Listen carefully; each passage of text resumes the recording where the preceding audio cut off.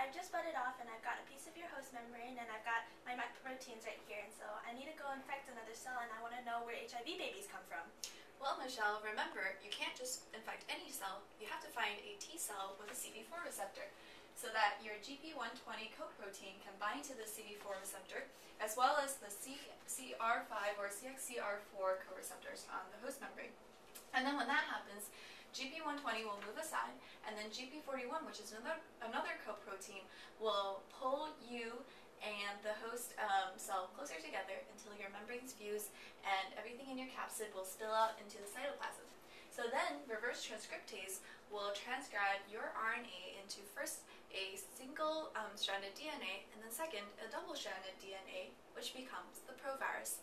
The provirus will then be transported into the nucleus with integrase, which will snip part of the host genome and then integrate your provirus into the host DNA. Oh, right, and then I become part of the host genome, and so when the host transcribes its own DNA, it also transcribes mine, and this mRNA will be translated by ribosomes into a multi-protein chain, which, along with some pieces of RNA, will bud off from pieces of the cell membrane into what I am right now.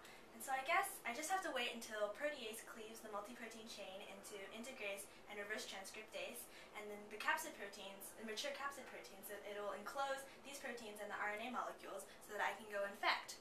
Exactly. Do you remember your most important genes, Michelle? I do. So the GAG protein codes for the capsid proteins P24 and P17. Paul codes for reverse transcriptase, protease, and integrase, and NV codes for GP120 and GP41. Great! Go infect!